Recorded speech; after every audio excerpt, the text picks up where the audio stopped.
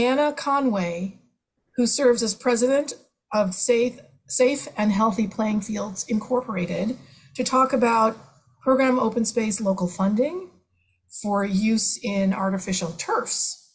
Ms. Conway. Great. Thank you very much, Delegate Lewis. Good afternoon, Chair Alfred, Chair Lewis, and honorable members of the subcommittee. Thanks for this opportunity to testify and to request that you discontinue any POS funding for artificial turf fields.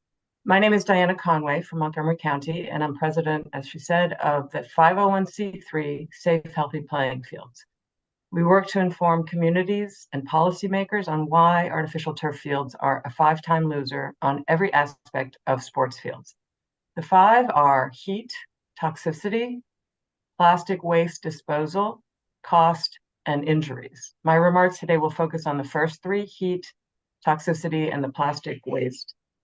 Program OpenSpace is really a gift to the future, and we contend that when it comes to sports fields, the highest best use of POS funds is for the installation and maintenance of natural grass fields. These funds should not be going to plastic fields that get dangerously hot, that are made of non-renewable, non-sustainable petroleum products, and that are loaded with an ever-changing brew of toxic chemicals, and each of which ends up in an unwanted, unrecyclable, multi-hundred-ton mountain of mixed plastic waste. Now we also know that each artificial turf field contains PFAS, this per and polyfluoroalkyl substances, and in some cases has been found to contain up to 38 pounds per individual field. So let me get into some detail. The first is heat. This one's simple.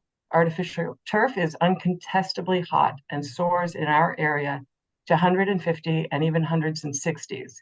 You may remember Jordan McNair in 2018 collapsed and later died in May of 2018 from exertional heat stroke on an artificial turf field. With climate change, these fields will become unusable and literally lethal for a growing number of hours on a growing number of days.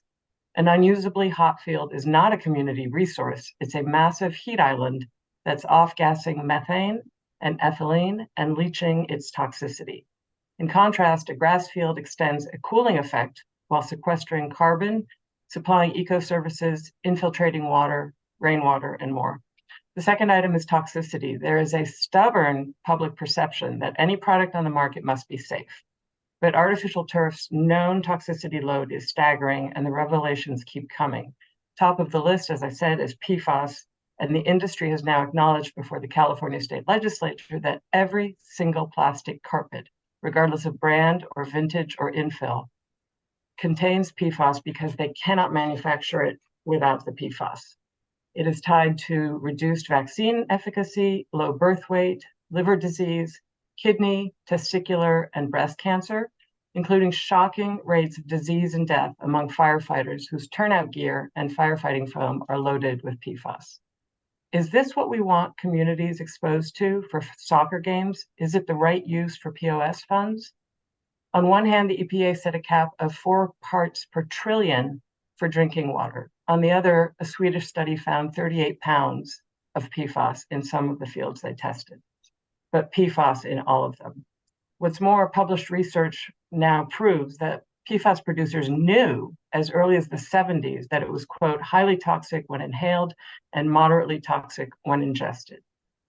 Athletes inhale. We should not be using PFAS funds for such a product. They also contain heavy metals, endocrine disruptors, and carcinogen and more, especially the fields that use shredded waste tire.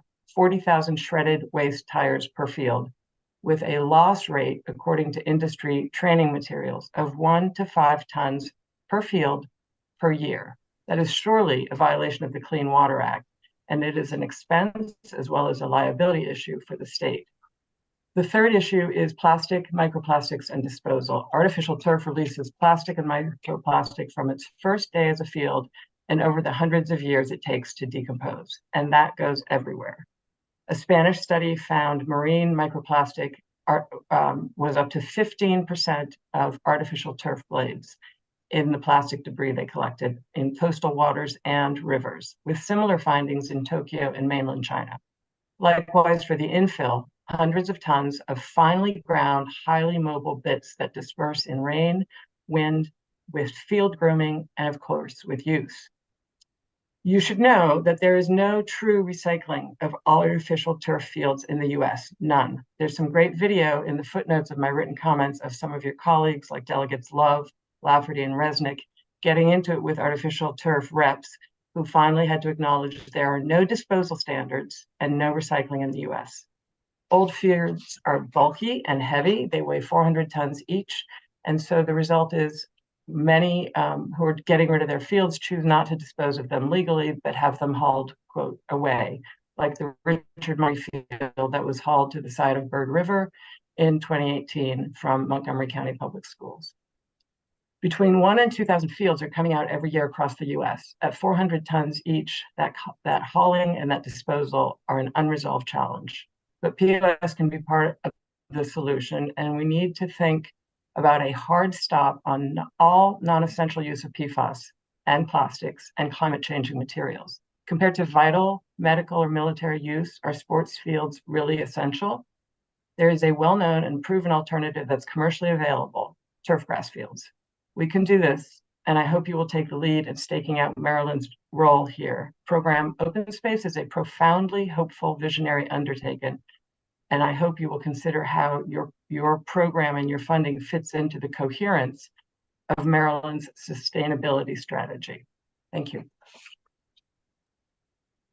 Thank you, Ms. Conway. It was good to see you and appreciate your advocacy on this issue. And we know that's years long. Thank you. Thanks. I was